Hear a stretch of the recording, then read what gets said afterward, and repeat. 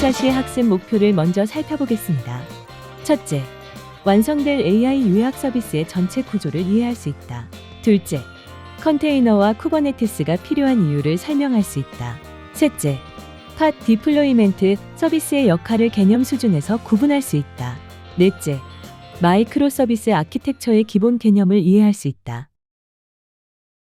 안녕하세요, 여러분. 클라우드 기반 AI 모델 배포 과정의 첫 번째 차시를 시작하도록 하겠습니다. 이 과정은 여러분이 직접 만든 AI 모델 서비스를 클라우드 환경에 배포할 수 있도록 설계되었습니다. 클라우드 환경 중에서도 쿠버네티스 인프라를 활용하는 것이 이번 과정에서 설명되도록 하겠습니다. 오늘 1차 시에서는 전체 과정에서 무엇을 만들게 될지, 그리고 어떤 AI 모델 서비스를 배포할지 설명을 먼저 드리도록 하겠습니다. 쿠버네티스라는 새로운 단어가 낯설게 느껴지겠지만 걱정하지 마시고, 이번 차시가 끝나면 왜 쿠버네티스가 필요한지, 그리고 우리가 어떤 AI 모델 서비스를 만들고 어떻게 구조적으로 동작하는지 명확하게 이해하실 수 있게 되실 겁니다. 이번 강의에서 가장 중요한 것 중 하나가 왜 이것을 배워야 하는가 라는 답에 먼저 제시해야 합니다. 그래서 저는 여러분과 함께 이 과정을 완료하면 어떤 결과물을 만들 수 있을지 먼저 그림으로 설명 보이도록 하겠습니다. 화면에 보이시는 것처럼 여러분이 만들게 될 AI 텍스트 요약 서비스는 이런 AI 요약 서비스 파일 과정을 거치면 모두 여러분이 직접 만들고 배포할 수 있게 되겠습니다. 왼쪽에 화면에 보시는 것처럼 브라우저에서 접속할 수 있는 인터페이스가 간단히 나올 것이고, 내용을 입력하면 요약 버튼을 누른 다음에 AI가 핵심 내용만 추출해서 짧게 설명해주는 결과를 보실 수 있게 되겠습니다. 특징들을 좀 정리해보면 계속 클라우드에 배포되기 때문에 무중단으로 운영할 수 있다는 방법을 될 것이고, 사용자가 많아지더라도 자동적으로 인프라를 확장하거나 축소해주는 역할을 쿠버네티스를 통해서 서비스하게 될 것입니다. 이러한 기술은 세 가지 중요 기술 스택을 통해서 제공될 것입니다. 프론트엔드에서는 스트리밋을, 백엔드에서는 패스트 API를, 그리고 배포와 운영은 쿠버네티스로 하게 되겠습니다.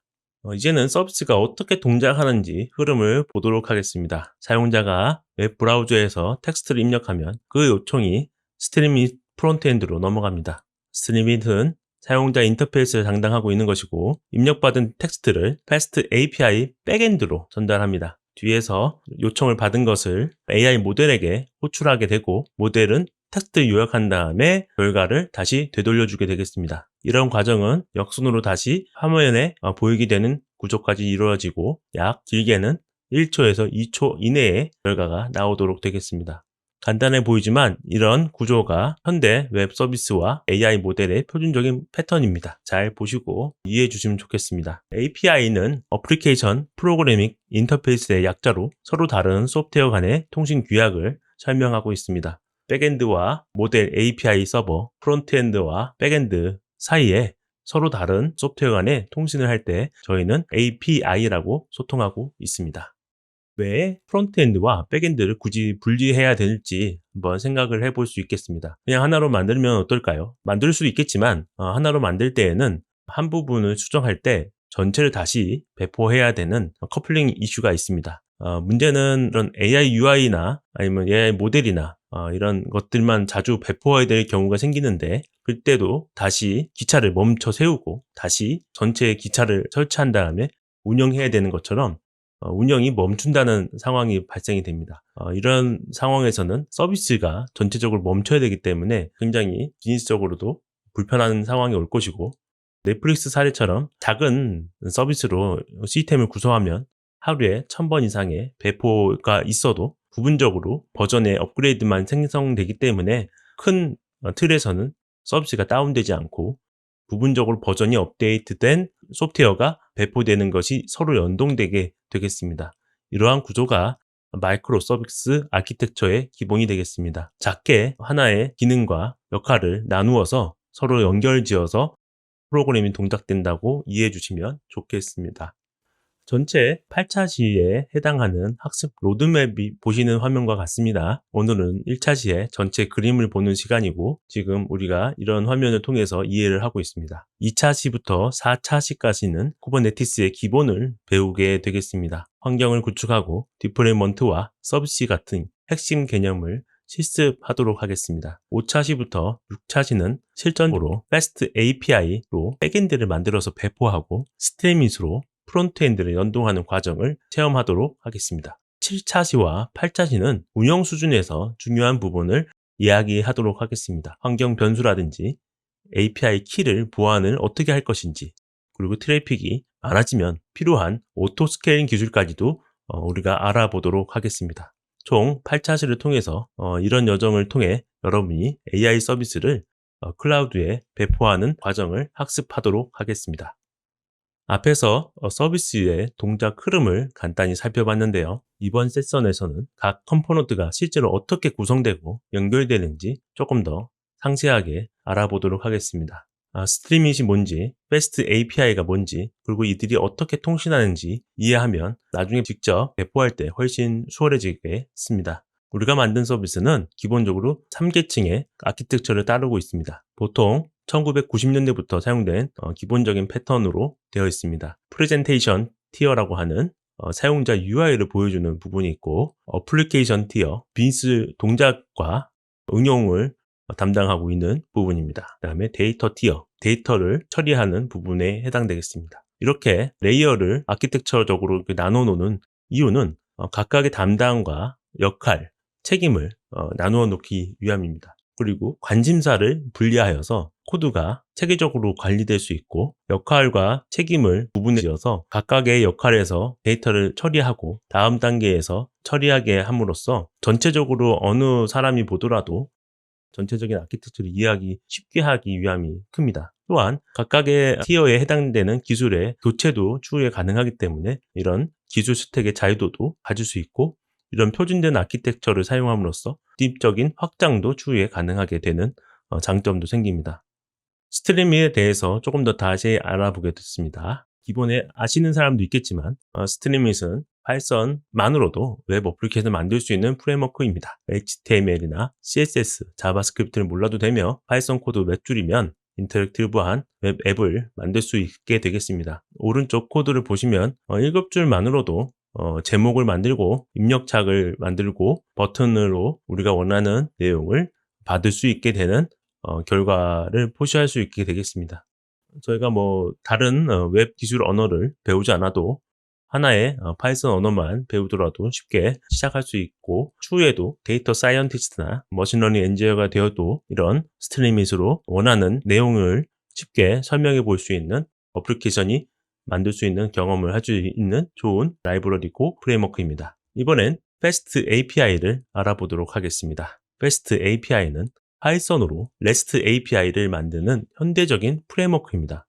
REST가 들어간 이유는 실제로 타 프레임워크인 플라스크보다 3배 이상 빠른 속도를 제공해주고 있습니다. 기본적인 요청을 받고도 바로 기다리지 않고 다음 요청을 받을 수 있는 비동기 처리를 기본적으로 제공하고 있기 때문에 빠른 처리를 내할 수 있겠습니다. 오른쪽 코드를 보시면 콤마 a.post라고 하는 데코레이터, 실제 파이썬 코드에서는 이렇게 문법이 좀 특이한 부분을 데코레이터라고 표현합니다. 보시는 것처럼 이렇게 간단하게 포스트 엔드 포인트를 만들기 위해서는 예전에는 코드가 많이 필요했는데, 이런 데코레이터로 간단히 함수에 데코레이터를 추가함으로써 서머라이즈라고 하는 격려로 오면은 텍스트를 받아서 AI 모델 호출 결과를 반환하는 엔드포인트를 만들 수 있게 쉽게 도와주고 있습니다. 그럼으로써 자동 문서화도 쉽게 할 수 있게 되는 장점까지 생기게 되었습니다. 오픈 API에 해당되는 문서를 만들어서 표준에 가까운 스웨거 UI 문서를 만들 수 있게까지도 도와주기 때문에 프론트 개발자나 API 테스트하기에도 수월한 기반이 되는 REST API 프레임워크입니다. 엔드포인트라는 말은 사실은 앞서 말씀드린 API 통신 규격으로 만들어져 있는 웹사이트 특정 주소를 말하고 있습니다. 정확하게는 URL 경로를 말하고 있습니다. 그러니까 필요한 기능마다 특정 URL 주소를 제공해 준다라고 이해하는 것이 엔드포인트라는 말이 되겠습니다.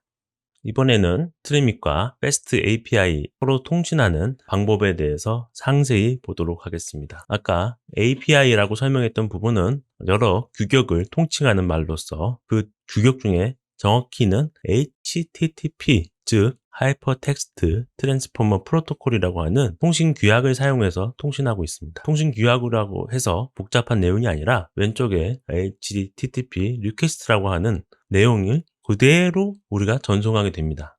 포스트 띄고 패스, 그 다음에 규약 번호를 표시하고 우리는 어떤 내용의 형식을 보내겠다, 어플리케이션에 JSON 형태로 데이터를 보내겠다 라고 하는 요청을 보내게 되겠습니다. 그렇게 되면 응답으로 오른쪽에 보시는 것처럼 1.1 규약으로 보낸 거 잘 받았고 OK다, 200은 정상적인 응답을 내가 회신하겠다는 뜻입니다. 그런 다음에 우리도 JSON 양식으로 회신을 하겠다라는 컨텍스트 타입을 표시하고 그 밑에 내용이 표시가 되도록 하겠습니다. 실제로 이렇게 간단하게 텍스트를 주고받는 것의 기능들이 합쳐진 것이 브라우저에 되고 여러 가지 기능들이 되는 것이지 뭐 복잡하고 어려운 기능이 아닙니다. JSON이라고 한 단어들이 처음 들어보시는 분들은 자바 스크립트 오브젝트 노테이션의 약자로 데이터 교환할 때 우리가 키와 밸류로 앞서 보시면 텍스트라고 되어 있는 게 키고 긴 텍스트가 라고 한글로 되어 있는 부분이 값으로, 그리고 영어로 서머리가 키, 그 다음에 요약 결과가 값으로 되어 있는 것처럼 이렇게 괄호와 콤마로 되어서 표현하는 것이 JSON 오브젝트를 표현하는 노테이션, 표현 방법이 되겠습니다. 이런 방법으로 표현하면 우리가 단순히 값뿐만 아니라 값의 속성까지도 알 수 있기 때문에 이런 방법을 사용을 합니다. 데이터를 조회만 필요할 경우에는 get이라고 하는 메소드를 사용을 하고 지금과 같이 어떤 데이터를 생성해야 할 경우에는 post, 그리고 데이터를 수정할 경우에는 put, 데이터를 삭제할 때는 delete라는 메소드를 사용하기도 합니다. 관련 규약은 RFC 7231에 자세히 명시가 되어 있고 이런 규격은 국제적인 규격입니다. 필요하신 분은 자세히 또 알아보시고 이해해 보시면 좋겠습니다. 이어서 지금까지 배운 내용을 전체 아키텍처로 정리해 보도록 하겠습니다. 점점 박스가 쿠버네티스 클러스터 전체입니다. 그 안에 스트림 및 팟, 패스트 API 팟, 그리고 AI 모델은 패스트 API 안에 들어가 있게 되겠습니다. 사용자는 노드 포트라는 기능을 통해서 스트리밋에 접근하게 되고 외부에서 들어오는 트래픽을 노드 포트라고 하는 것으로 연결되도록 하겠습니다. 스트리밋과 패스트 API 사이에는 클러스트 IP 서비스로로 연결이 됩니다. 클러스터 내부에서만 사용하는 통신 용도이고 보안상 패스트 API는 외부에 노출하지 않도록 하겠습니다. 이런 방법은 비즈니스적으로도 안정하기 때문에 해당 내용을 잘 숙지하셔야 됩니다. 새로운 팟이라든지 서비스, 노드 포트, 클러스터 IP라고 하는 용어들은 뒤에서 상세히 설명해 드리도록 하겠습니다. 앞서 말씀드린 프론트엔드와 백엔드는 각각 컨테이너로 묶여서 서비스 되겠습니다. 컨테이너라고 하는 것들은 왜 필요한지, 왜 이렇게 묶어서 활용해야 되는지 설명을 해보면 개발하시다 보시면 친구의 코드나 샘플 코드는 잘 되는데 왜 내 환경에서는 안 될까? 이런 경험을 해보시는 경우가 있을 겁니다. 이런 것은 필요한 라이브러리 혹은 OS, 언어의 버전, 이런 다양한 환경의 브리치 때문에 생기게 됩니다. 버전의 충돌이라든지 라이브러리의 호환성이라든지 OS의 차이가 이런 다양한 문제를 발생시키고 많은 개발자들이 여기에서 많이 좌절도 하긴 합니다. 따라서 이런 것들을 가방처럼 패키지처럼 묶어서 한 번에 설치하고 사용할 수 있다면 꽤 저희는 이사 갈 수도 있고 아니면 해외에도 짐을 보낼 수 있는 컨테이너에 실어서 보내는 것처럼 편하게 할 수 있을 겁니다. 그래서 우리는 컨테이너라고 동일한 이름을 사용을 하고 있고 거기에 소스 코드만이 아니라 환경도 같이 담아서 쉽게 어디서든지 실행할 수 있도록 하는 것이 이런 환경의 브리치 문제를 해결하는 컨테이너의 큰 장점이 되겠습니다. 그리고 컨테이너 얘기가 나왔기 때문에 컨테이너와 버추얼 머신이라고 하는 거의 차이를 이해하고 넘어가야 됩니다. 환경 브리치 문제는 다양한 해결 방법이 있을 수 있습니다. 운영체제까지도 준비해 놓을 수도 있고 윈도우, 아니면 맥, 리눅스도 다양한 배포판을 미리 설치해 놓을 수도 있겠습니다. 하지만 이것들을 매번 앱마다 다른 운영체를 설치하면 힘들고 따라서 가상 머신처럼 게스트 OS라는 방법으로 쉽게 설치할 수도 있겠습니다. 그리고 오른쪽에는 컨테이너 구조로 게스트 OS 없이 컨테이너 엔진이 즉 도커가 호스트 OS를 공유함으로써 게스트 OS 없이 컨테이너의 작은 프로그램으로서 유사한 기능을 실행할 수 있게 도와줄 수 있습니다. 실제로도 가상 머신은 같은 서버에서 10개 정도 돌릴 수 있다면 컨테이너 기술로는 같은 서버에서 100개 이상도 가능하기 때문에 효율성이 엄청납니다. 호스트 OS 위에 게스트 OS가 올라가는 거기 때문에 굉장히 버추얼 머신은 어려움이 있을 수 있습니다. 하지만 보안이 중요하다는 경우에서는 가상 머신이 필요할 거고 정확하게 동일한 환경이 필요하다면 버추얼 머신이 더 좋은 환경도 될 수 있습니다. 따라서 자세히 알아보고 확인해 보는 것이 좋겠습니다. 컨테이너 중에서는 도커라고 하는 플랫폼이 가장 널리 사용되고 있습니다. 도커라고 하는 플랫폼을 사용해서 컨테이너 기술을 우리가 쉽게 사용할 수 있게 되겠습니다. 그러면 도커에 대해서 조금 더 자세히 알아보도록 하겠습니다. 도커는 2013년에 나온 컨테이너 플랫폼 기술 중에 하나입니다. 지금은 사실상 표준이 되어 있고요. 3가지 핵심 개념이 있습니다. 이미지는 컨테이너를 실행하기 위한 템플릿 역할을 하고 있고 붕어빵의 틀, 그리고 컨테이너는 이미지로 실제로 실행한 인스턴스, 붕어빵 틀로 찍어낸 붕어빵.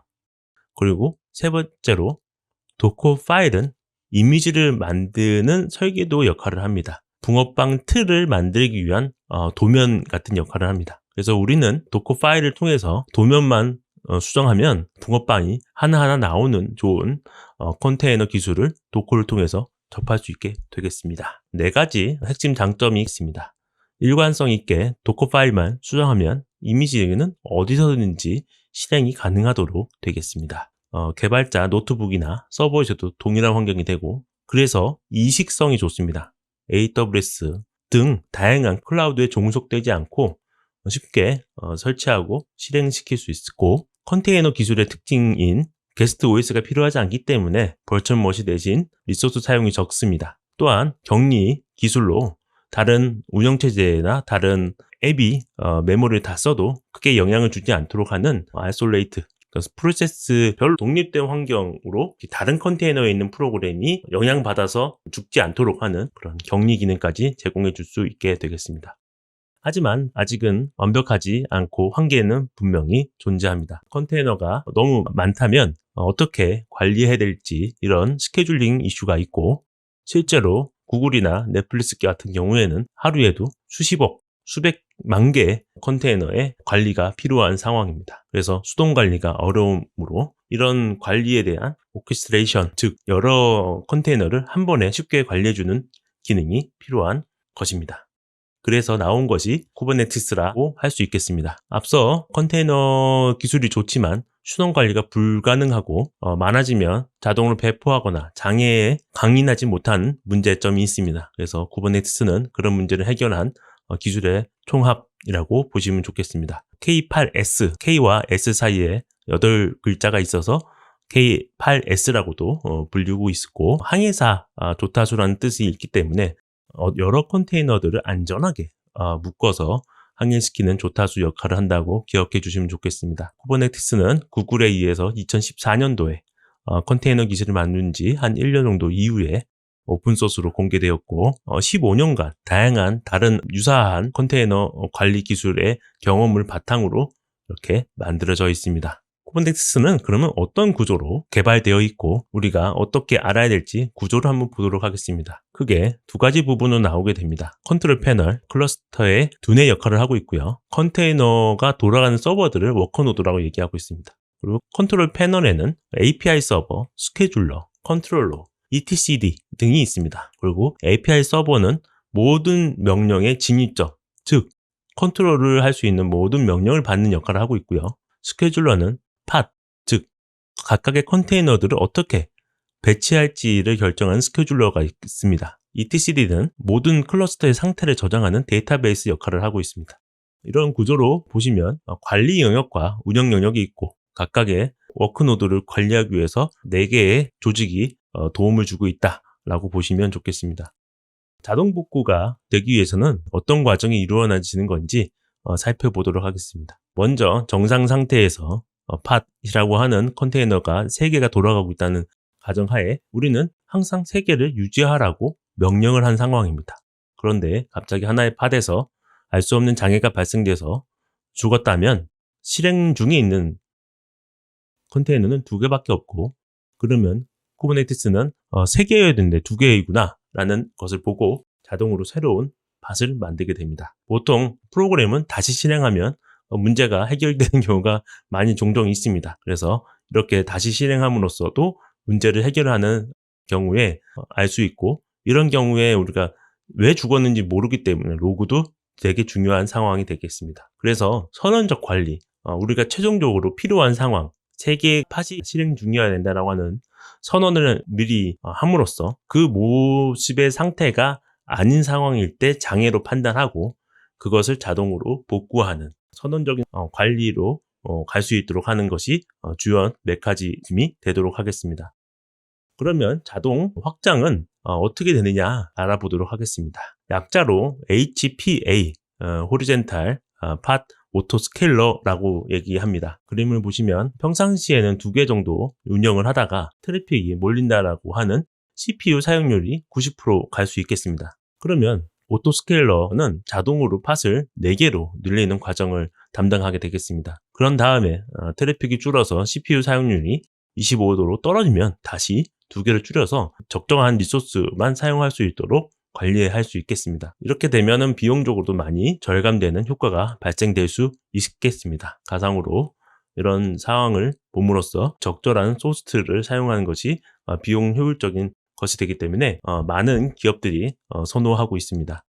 여기서 스포티파이는 70% 정도의 배포 시간을 줄였고 리소스 사용도 50% 줄였습니다. 기타 다른 기업들도 많이 절약을 해서 쿠버네티스는 컨테이너 오케스트레이션, 즉 배포하고 운영하는 기술 중에 사실상 표준으로 잡혀 있습니다. 취업 시에도 이런 기술의 자격 등은 매우 큰 가치가 있으니 염두해 주시기 바라겠습니다. 핵심 용어로 노드랑 팟에 대해서 한 번 더 점검해 보도록 하겠습니다. 노드는 쿠버네티스 클러스터의 서버입니다. 물리 서버일 수도 있고 AWS의 EC2 같은 가상의 서버일 수도 있습니다. 왼쪽 그립처럼 노드 안에 여러 개의 팟이 실행됩니다. 그럼 팟은 무엇이냐?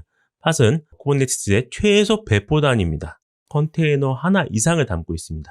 보통은 팟 하나가 컨테이너 하나이고 팟의 특징은 고유한 IP 주소를 갖는다는 것입니다. 같은 팟 안에 컨테이너들은 로컬호스트로 서로 통신할 수 있고 스토리지도 공유할 수 있습니다. 그러니까 팟을 벗어나면 IP로 통신을 해야 된다는 것이고 하나의 노드 안에서는 쉽게 여러 노드와 소통할 수 있다는 뜻이 되겠습니다. 노드끼리 소통하기 위해서는 앞서 처음에 보여드린 것처럼 노드의 포트를 열어둠으로써 쉽게 노드끼리 소통할 수도 있게 되겠습니다.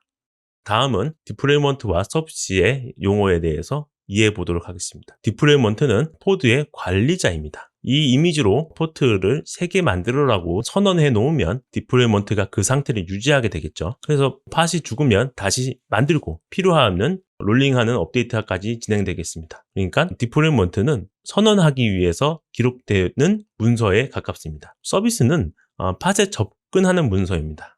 팟은 계속 IP 주소가 바뀔 수 있습니다. 왜냐하면 죽었다 살아나면 새로운 IP를 받을 수밖에 없습니다. IP는 고정된 자원이고 제한된 자원이기 때문에 숫자가 사용되지 않은 것은 반환하고 사용된 것 중에서 우리가 새로운 것들을 받아서 연결해서 사용을 합니다. 따라서 고정 IP를 하지 못하기 때문에 고정 IP를 제공하기 위해서는 서비스라는 것을 통해서 고정 IP를 제공하는 문제를 해결해야 됩니다. 그래서 클러스터 IP를 내부적으로는 사용을 하고 노드 포트, 그 외부에서 접근할 수 있다는 정의도 서비스에서 정의하게 되겠습니다. 그리고 운영 레벨에서는 로드 밸런서도 우리가 서비스에 기록을 해서 관리할 수 있게 되겠습니다. 2차 시부터는 해당 내용을 직접 실습하면서 알아보도록 하겠습니다. 수고하셨습니다.